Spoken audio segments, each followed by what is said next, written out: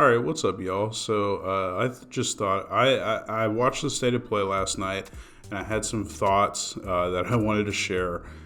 So I figured I'd make this video real quick, just to go over the things that were shown, kind of my thoughts, my feelings on things, because this state of play was actually good. We haven't gotten a good state of play from Sony in God knows how long. So this one was pretty good. So it was good enough for me to want to make a video about. So here I am. Here's this video. We're just going to go through all the announcements, and if I might not have too many thoughts about something, so not everything will be covered in the same amount of time. But yeah, I've got another bigger video on the way. It might be uploaded later tonight, or tomorrow, or the day after, sometime before the weekend, hopefully. And it's a big, almost 2 hour long video. So I hope you guys are looking forward to that. At the time of recording this, I've got almost 300 subs. So thank you so much. I did not think I would have that many subs already. My last video kind of popped off. So yeah, but yeah, I hope you enjoy this video, and thank you so much for watching. So they opened with a new trailer for Helldivers 2. This game is out fairly soon, I believe, and it looks honestly really fun. I didn't play the first Helldivers because I don't really like top-down isometric shooters, but this one definitely looks like a lot of fun. It looks like something kind of sort of like Risk of Rainy, and I really like Risk of Rain 2, and this kind of looks like, something a bit similar, kind of like a roguelike type thing. So definitely very interested in this game. I think it's out on February 6th, I want to believe. And yeah, I mean, it looks great. I don't really have that many people to play this game with, so I don't know how soon I'll jump on this game, but especially if it's on PC also, maybe I can get some of my friends together and we can check it out. I thought it was funny that Herman Holst came on and said what we were all thinking, that the PlayStation ecosystem and all this bullshit that they've been doing recently, none of it really matters without games. But luckily, they came and showed some games for us. The next game they showed off was Stellar Blade, and I didn't really have any expectations for this game when they showed it off originally. Just kind of looked like a little phoned in anime type game, but this in-depth look at it, I'm definitely going to be picking this game up. This is something that is definitely is definitely helping me to push me towards buying a PlayStation 5. I kind of waited. I was kind of holding off. I had no reason really to jump on a PS5. Yeah, there are games that I've missed that I want to play, like God of War Ragnarok and the new Ratchet and Clank, and things like that. But I didn't really have a reason to get a PS5 just yet. But as we'll see in a little bit, this game is actually coming out, I believe, in March. March or April. It's very, very soon, and it honestly looks fantastic. It looks like, kind of a combination of the combat is really interesting seeming. It seems sort of like a hack and slashy type, Devil May Cry, mixed with some Nier Automata, minus the really annoying bullet hell sections in that game. So this game, and plus it looks like it's got, crafting and RPG elements and all these things that definitely make up a good game for me. My only worry really is I really hope that this game has actually got some meat on its bones, and it's not a 10-15 hour long game. This game looks like something that I want to really sink my teeth into, something that's probably on the lengthwise as a JRPG or something like that, which, that would definitely give me something to enjoy. I just hope that this game is not super short, so I probably won't be getting this game immediately, but I definitely want it, and will be probably looking at a PS5 now with this and some things we'll get into later. So the next thing they showed off was interesting. This is a remaster of Sonic Generations, which is actually one of my favorite Sonic games. I'm not super into Sonic, but when I do play them, I do seem to enjoy them. The first one that I ever got was Sonic Heroes on the GameCube, and I have a lot of fun memories with that game, even though I know it's kind of divisive and not very good, and definitely heavily debated in the Sonic fan base. And so, this game, Sonic Generations, is a very when it came out on the PS3 and Xbox, I was like, okay, this is a very interesting like 2D switching to 3D kind of game. And I did play it. I didn't finish it, but I did play it, and I really, really, really enjoyed it. And this game, despite like the weird fan fiction-y title, this game definitely looks like very interesting. Like, it looks like they added some new sections, and all, like I read earlier on Twitter that they added like brand new levels that are like exclusive to this game that integrate shadow and all these things. But it's definitely like very, very pretty. The original Sonic Generations was one of the best looking PS3 and 360 games in my opinion. And this just looks like they took it up to the next level. And it's also Sonic Team, which is awesome. So we're probably going to get another like situation with Sonic Colors Ultimate, where like, Sonic Colors Ultimate, in my opinion, brought that game up and did a fantastic job with it. I know that's also kind of like anything with the Sonic fan base. It's all kind of hotly debated on whether or not, like, is this good? Is this bad? Like, how can they fuck this Sonic game up, right? But I think we can all agree that Sonic Forces was fucking terrible. So next they showed off Foam Stars again. This game is going into PS Plus in like a week or whatever. This is just another one of those live service games that is going to be dead in a couple months. I know like this is Square Enix, so maybe it'll last because Square Enix usually puts out quality games. But I mean, it's so obvious to me that this is just another like hero shooter with elements of something like Splatoon and things like that. So I'm not super interested in it. If it comes out and everybody says like, oh, this is actually a diamond in the rough, kind of like that game that came out recently, The Finals.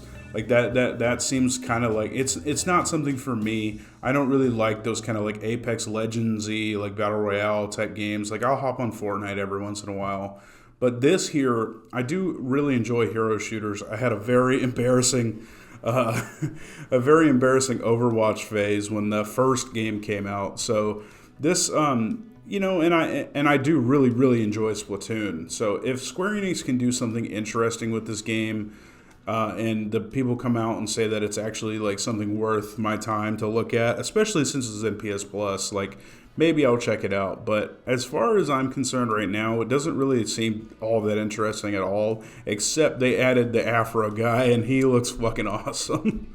So then we had Dave the Diver coming to PS5. I don't know anything about this game, but from this, it looks pretty fun and interesting, and I really don't know anything about it. I thought it was funny that they kind of like made fun of PlayStation fans there at the start with like the kind of like otaku looking guy with the headband and everything. But and it's getting Godzilla DLC. That's fucking sick as fuck. But yeah, I don't know. Maybe I'll check this out. But if I check it out, it's probably going to be on my Switch. So the next game that they showed off is not one that I see like anybody talking about right now. But for me, as a huge fan of Castlevania and a huge fan of like Diablo 2 and 3, this game looks very, very promising. It looks like it kind of merges the two. Like, it's like a high fantasy, like vampire, like Dracula, all sorts of the aesthetics that I love from Castlevania and things like that, and mixes it with a game like Diablo, like an action RPG like Diablo. So I'm very, very excited for this game. It's slated for this year. It's probably going to be multi-platform, so I don't know if it's really something that I'm like, okay, I need to buy a PS5 for this game specifically. But I definitely have my eye on this game.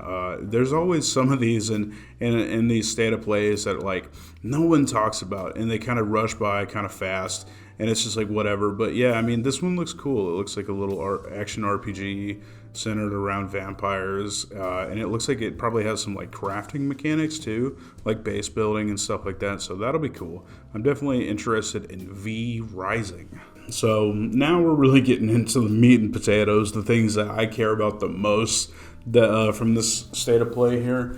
We got something Konami related. So the first thing they showed off was not a demo, but like a short experience that's free to play, and they shadow dropped it, which is fucking crazy. Like, that's not something I ever expected someone like Konami to do.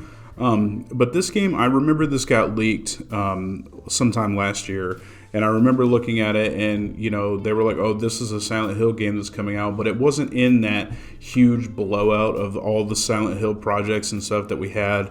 And earlier today, I was watching Mystic Ryan's video on the state of play, and apparently this was something that was uploaded to the PSN backend and everything. So I was just completely out of the loop as a huge Silent Hill fan. But apparently everybody knew that this was a thing that was coming, and it was just only a matter of time, really.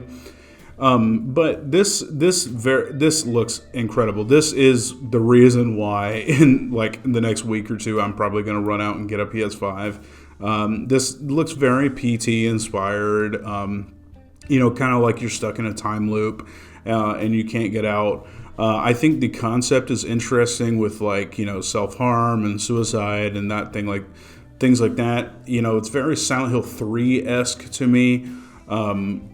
And I think Silent Hill 3 is one of my favorite Silent Hill games, but this game definitely looks interesting, and I think that we can get we can get a taste of kind of how the Silent Hill franchise is going right now. I know we had the live service kind of TV weird thing. I don't really know anything about that. I knew that was going to be fucking stupid and dumb when they announced it, so I'm just kind of blocking it out in my mind. But I'm gonna play this for sure when I get a PS5, and I'm gonna I'm gonna sit down and I'm gonna play the whole thing. And if this is good, it'll definitely get my hopes up. I know it's not the same developer or anything, but it will definitely get my hopes up for the next game that they talked about. So the Silent Hill 2 remake. I have a lot to say about this game. I really do. I have a lot of thoughts. I have a lot of opinions on this game.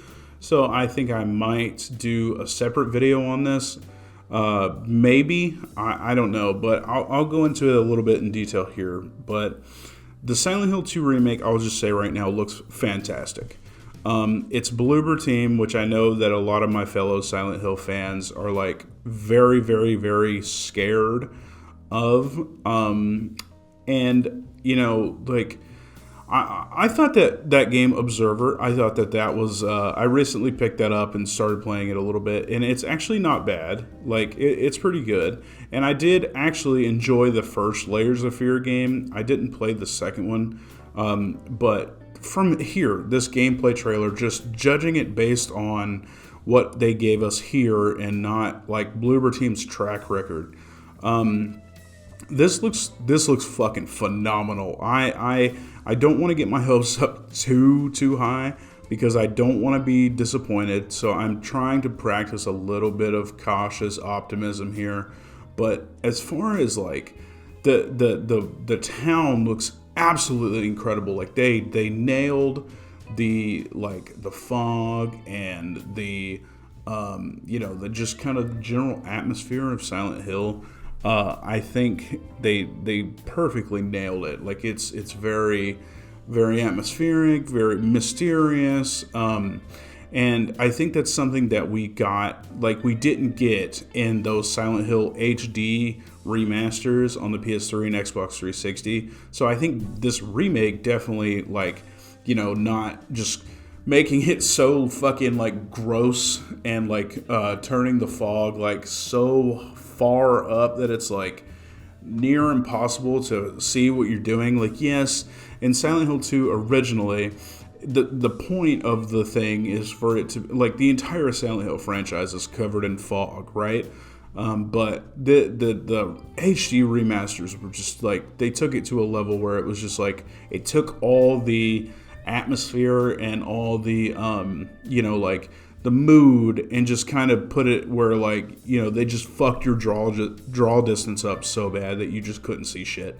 But this game, at least visually, looks very, very good. I still don't know how I feel about James's face, but I get they kind of wanted to make him a bit more expressive, I guess. But you know, I can forgive the weird face, and that's something that the Silent Hill franchise has had in the past, like the weird facial animations and stuff. Like, I mean, look back to Silent Hill 1 and even Silent Hill 2 and 3, like the weird like full motion video cutscenes of like these super weird like facial expressions and things like that. So I think it does kind of have a little bit of charm to it.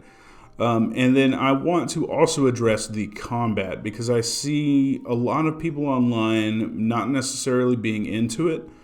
But personally, man, so I know that Silent Hill traditionally is like, you know, tank controls, very like, you know, very lots of like lots of emphasis on your actions, you know, like the tank controls kind of help that. And this looks something like this straight up looks like a Resident Evil game in terms of combat. But here's the thing, I fucking love Resident Evil, and this, if it still retains like the atmosphere and the story, and you know hits all the good aspects of Silent Hill, but changes the combat to something more similar to a Resident Evil game, I think that's going to be perfect. I think that's a perfect way to bring Silent Hill into the modern age, get more people, you know, into the franchise, which I ultimately think is a good thing, because the more people that are into this franchise, the more content we get from this franchise. And, you know, everybody wanted to bitch and moan about how we never had any content for this stuff. Well, now they are, but like, you know, it's not the thing that like you want specifically, so everybody's up in arms about it and everything. But I don't know, maybe that's just Twitter. But I think the game looks fucking incredible. I am going to practice cautious optimism here. I'm not going to get my hopes up too much. I'm not going to buy the game immediately. I'm not going to pre-order the game. I'm going to like let the reviews start to come in from like, you know, people online and stuff like that, and then I'll make the judgment on whether or not I want to support Konami, because, you know, Konami has done a lot of fuck shit in the past, and if this is how they're starting to kind of make their comeback with, you know, giving their IP to these lesser-known developers, and if they can do a good job with it, I'm not really concerned about Bloober Team. I'm not. I really don't. Bloober Team, I feel like they are fans of Silent Hill, so they're not going to do something that is like just super fucked up to the series. I think that they are fans of the series and they love the series, and especially Silent Hill 2. You know, they're gonna do the game justice. Started off was Judas, from the guy who did the BioShock games. I don't really. Apparently, there's some sort of drama with this guy where, like, you know, they laid off a ton of people from the BioShock series and to focus on other things or something like that. But they're basically just making BioShock again. I don't know. I mean, if that is the truth, I feel really terrible for those people who lost their jobs and stuff like that. But judging this game just solely based on what it is, I really like BioShock, and this looks like just another like spiritual successor, I guess, if you will, to BioShock, and something that's actually doing it right, and not something like, I don't know, what's an example? Like, what was that game? We Happy Few. Like this game definitely looks like, I mean, it's by the same guy, the creator of BioShock. So BioShock is fantastic. I'm sure this game will be good as well. And then we got two PSVR titles. I've never really been interested in VR. I'm somebody who wears glasses, so it's kind of hard for me to, you know, get into VR. But, you know, Metro's cool, and that other fantasy game, like, that looks cool. So, you know, if you have a PSVR too, and maybe eventually I will too, like, I'm sure those games will be okay. But I really don't have too much to say about them. But then we had Capcom show up with another trailer for Dragon's Dogma 2. And, you know, the more that I look at this game, the more kind of, like, weird I feel about it. Like, Dragon's Dogma 1, I really enjoyed Dark Arisen. And this game definitely visually looks incredible. But I feel like this game is probably going to have some sort of stink to it when it comes out. I don't know what. I don't know. Like, I know that there's a rumor going around that it's going to be 30 frames a second and have no, like, way to adjust it. And if that's the case, in the year of our Lord 2024, that's just going to be absolutely unacceptable, and the game will be dead on arrival. But just looking at this game, I feel like there's going to be some sort of thing with this game when it comes out that people are not going to like, and the game is not going to do as well as it really should with a name like Dragon's Dogma attached to it. The other deep dive for the state of play, Rise of the Ronin. This was another game that when it initially was showed off in the state of play, or the first of the year kind of thing that Sony did, I didn't really know what to expect. It's by Team Ninja, who made Neo. And this seems like kind of their answer, their Neo answer to something like Sekiro, to something like Ghost of Tsushima, and it looked like maybe with a little bit of Assassin's Creed influence mixed in there.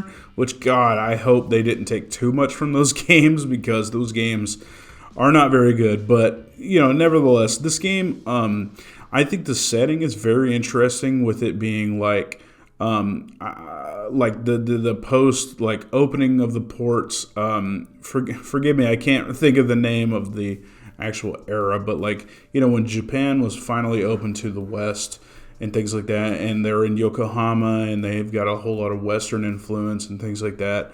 I think the setting is great. I think the gameplay looks very, very good. But I mean, Team Ninja definitely has proven that they can take an existing kind of gameplay formula, like they did with Neo and the Souls formula, and put their own difference on it, and make it something that is their own, and make something that can stand alongside those games and be just as good, if not a little bit better than some entries. I'm looking at you, Dark Souls 2, and it can be something good.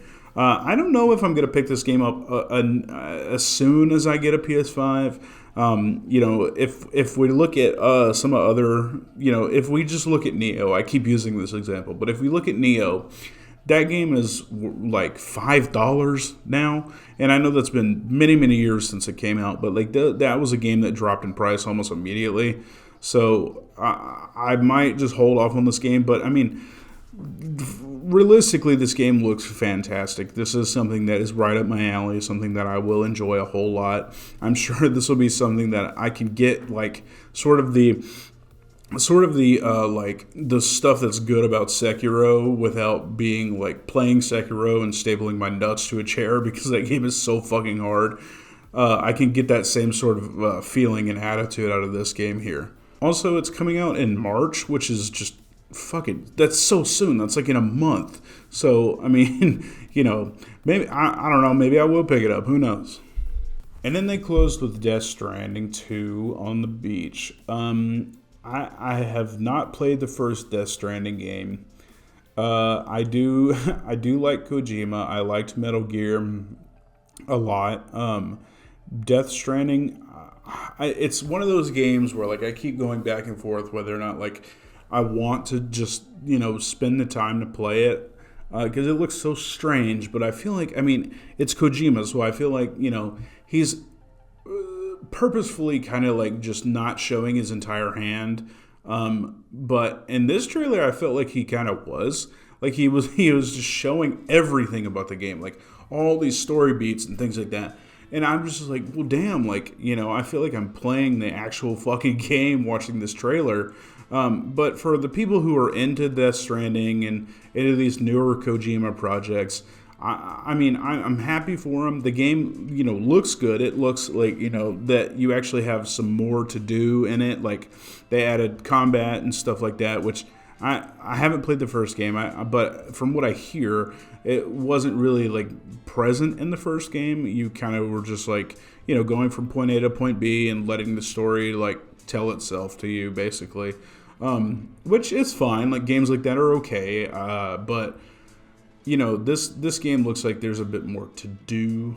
So you know, if I play the first game and I end up liking it, then I'm sure this game will be something that I will be picking up. But you know, this game is not even coming out this year. It's coming out next year, so I've got plenty of time to play the first Death Stranding. And I forgot that wasn't the last thing that they said. Kojima came on screen, and he talked about a game, another tactical espionage action game. You know, very Metal Gear-esque.